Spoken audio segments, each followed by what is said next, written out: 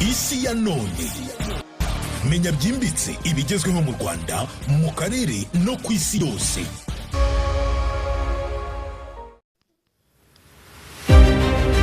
Turabasuhuje tubahaye ikaze. Munyemerere tuganire ko kongera kubura kw'intambara iri kubera mu burasirazuba bwo hagati. Intambara ikomeje kuvugisha abantu benshi nyuma y'ikitwa gahenge ibihugu byombi byari bimaze iminsi hagati y'igihugu cya Israel na Iran. Intambara rero yongeye kubura nyuma yaho igihugu cya Iran cyongeye gutera igihugu cya Israel. Byagenze bite kugira ngo ibihugu byongere kwisanga biri muri duel yo kongera kurwana? Nyuma yaho twabonaga ndetse ibiganiro birimo bigenda bigana aheza ku buryo ibihugu byombi bishobora kumvikana ku buryo amahoro yakongera akagaruka mu burasirazuba bwo hagati, ndetse n'isi muri rusange kongera kugira ubuhumekero mu bijyanye na peteroli n'ibindi bitandukanye. Yitwa Tuyisenge Chrétien, munyemerere tubirebere hamwe amakuru abagiye atandukanye n'ahandi wasanga uretse ku isi ya none TV. Ni ijoro ryari rikomeye cyane, ijoro ryo ku itariki 7 z'uko kwezi. Ni ijoro ryatumye isi yose yongera guhangayika. Amajwi ya sirene z'ubutabazi yumvikanye mu majyaruguru ya Israel. Abaturage ba Israel birukanyira mu byumba by'ubuhungiro, ndetse n'ibindi bitandukanye byose bitavugwagaho rumwe byongera kujya ahagaragara. Indege z'intambara zahagurutse naho radar za gisirikare zitangira gukurikirana ibintu bitandukanye byari bimaze kuraswa bivuye mu burasirazuba bwo hagati. Nyuma y'amezi make gusa, Iran na Israel bemeranyije guhagarika imirwano yari yarabaye mbere muri uyu mwaka wa 2026. Ibintu byongeye gufata indi ntera. Iran yarashe misile nyinshi zigana muri Israel, maze Israel nayo ihita isubiza ibitero byari bivuye mu gihugu cya Iran nk'uko ikinyamakuru The Guardian kibitangaza. Ariko abantu benshi icyo dukomeje kwibaza ni kimwe no kwibaza ngo ese niki cyatumye Iran ifata icyemezo cyo kongera kurasa? Ese Israel yari yakoze iki mbere y'ibyo ngibyo kugira ngo Iran yirase? Amerika iri kubibona ite? Cyangwa se Amerika ifite uruhare muri ibi bitero byongeye kubura hagati y'izi mande zombi? Ndetse turaza kurebera hamwe n'icyabasesenguzi bagiye batandukanye bagiye babivugaho. Reka tubirebere hamwe rero. Kugira ngo dusobanukirwe neza ibyabaye rero, tugomba kubanza gusubira inyuma gato. Muri uno mwaka wa 2026 nibwo Israel na Iran bari bamaze amezi menshi mu ntambara itaziguye, mu gihe Israel yashinjaga Iran ndetse kinayishinja kugeza n'aka kanya guteza umutekano muke binyuze mu mitwe ishyigikiye irimo Hezbollah muri Liban ndetse n'abahuti bo muri Yemen. Ku rundi ruhande, Iran yavugaga ko Israel ari ikomeje gutera no kwica abafatanyabikorwa bayo mu karere.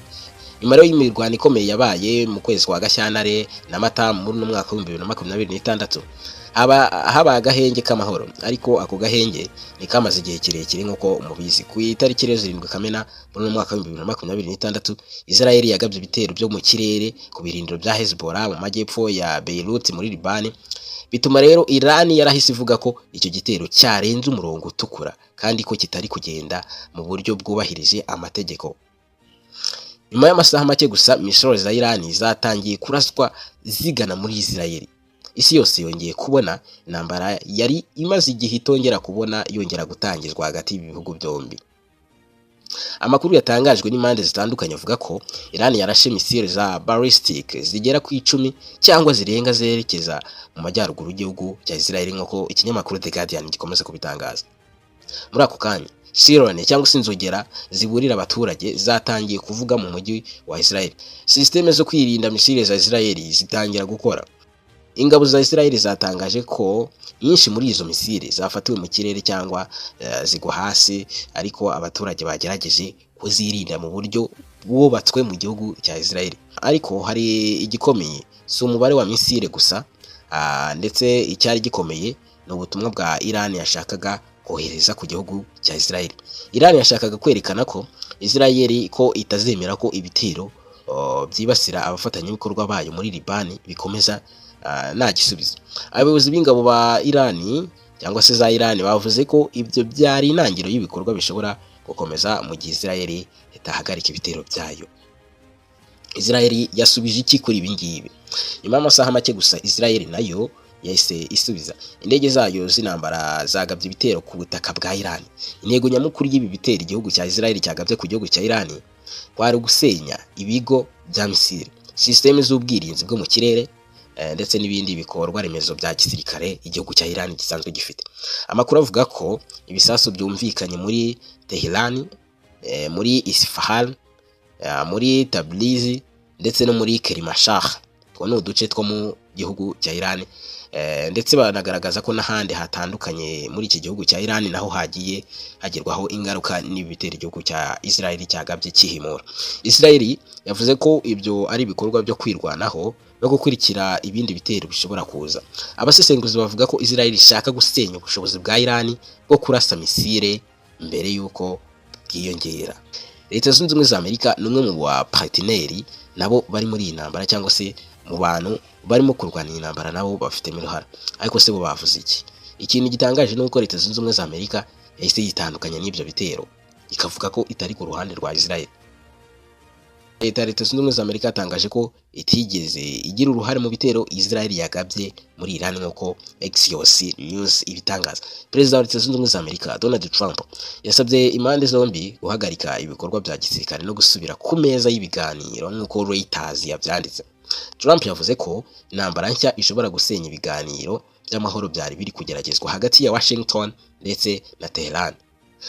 Leta Zunze Ubumwe za Amerika na Israel ni ibihugu bisanzwe bifatanya mu gutera cyangwa se mu kwivuna umwanzi wabo w'ibihe byose ari we gihugu cya Iran. Ariko kuri ino nshuro igihugu cya Leta Zunze Ubumwe za Amerika cyongeye gushimangira ko kitari kiri kumwe n'igihugu cya Israel mu kujya kwihimura ku bitero igihugu cya Iran cyagabye mu gihugu cya Israel. Ibi byerekana ko Amerika iri hagati y'inshuti zayo Israel n'icyifuzo cyo kwirinda intambara nini ishobora guhangayikisha akarere n'isi muri rusange. Abasesenguzi mpuzamahanga bafite ibitekerezo bitandukanye. Haravuga ko Iran iri kugerageza kugaragaza ko ikiri igihugu gikomeye kidashobora guterwa ngo giceceka. Abandi bavuga ko Israel iri kugerageza kuburizamo umugambi wa Iran wo gukomeza kongera imbaraga zayo za gisirikare nk'uko Le Monde ibitangaza. Ariko nanone abasesenguzi batandukanye bakomeza kugaragaza ko hari n'abavuga ko nta ruhande rwifuza intambara yuzuye muri aka kanya. Kubera iki?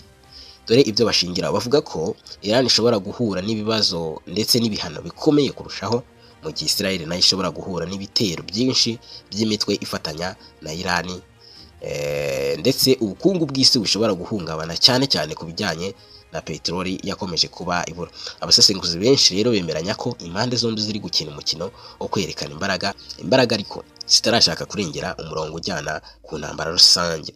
Ibi byose rero bikomeza kuba ikibazo gikomeye cyane, ndetse abantu benshi bongeye kwibaza ku by'intambara. Iki nicyo kibazo gikomeye kurusha ibindi byose. Hari ibintu bitatu bishoboka kuri iyi ntambara. Icyambere, amahoro ashobora kugaruka niba igitutu cya Leta Zunze Ubumwe za Amerika n'ibindi bihugu bikomeje, ndetse impande zombi zishobora gusubira ku meza y'ibiganiro. Icya kabiri, gukomeza guhahana ibitero bikajya bikorwa mu buryo bugenzuwe, mu gihe icya gatatu ari intambara yaguka hirya no hino. Iki nicyo gitera abantu benshi ubwoba. Niba Hezbollah, Abahuti cyangwa se ibindi bihugu byo mu karere byinjiye muri iyi ntambara mu buryo bweruye, intambara ishobora gukwira mu burasirazuba bwo hagati hose. Icyo gihe rero ingaruka zayo zagera kure cyane kurusha ku gihugu cya Israel ndetse n'igihugu cya Iran. Mu mateka rero ya vuba hari harigeze habaho igihe Iran na Israel bahanganye muri ubu buryo butaziguye nk'ubwo tubona muri uno mwaka wa 2026.